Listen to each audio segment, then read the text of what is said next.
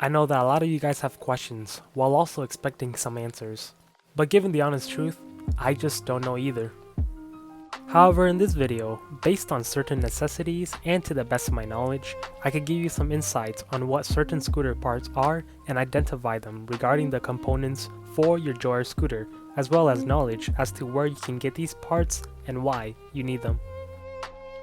The first component being the 8-inch pneumatic front tire. I recommend always having a spare on hand, especially on long trips with your scooter. Given that this is an air-filled tire, know that anything is possible and always account for the possibilities. You will notice that the tire will have a set of numbers labeled 200 x 50.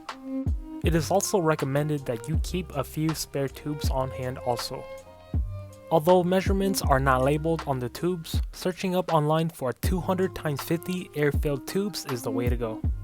Finding this product online isn't too much of a hassle, as this is a pretty basic scooter tire used by many major branded products such as the Razor scooters themselves.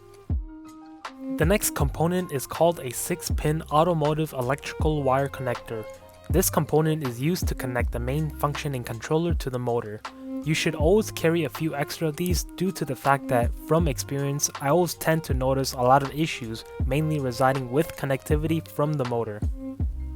For the next part, looking at the scooter itself as to where all the wiring and connections are located, you will notice 3 screws that are in place to hold the cover intact.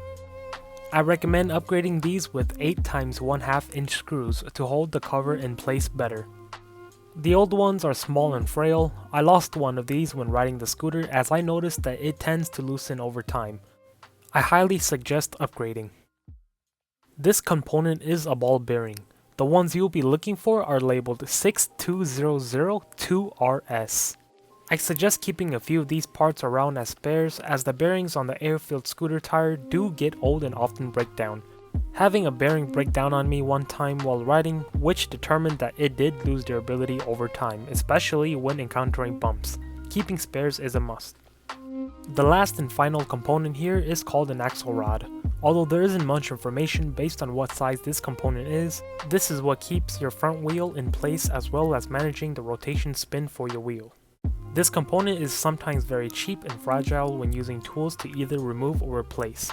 The screw heads often gouge out and makes it almost impossible to remove. I recommend keeping at least a spare or 2 at hand. One suggestion I recommend is upgrading your scooter grips. Although the ones that comes with the scooter itself are pretty nice, I personally found better comfort and control when switching to regular stock bicycle grips. The handlebars are just as big as the bicycles, meaning you could fit just about any bicycle made hand grips on them, which is pretty convenient itself. Now that concludes the insights I have to give for now. If you ever have any questions regarding parts, components, and other various discussions, I recommend contacting the main Joyor company themselves on their online website through email. At most, they can direct you to the answers you are looking for, as well as suggestions, scooter parts, and alternatives for extra help. That is all for this video. I hope this gave you more insight as well as shined some light in some way. Thank you for watching and have a great day.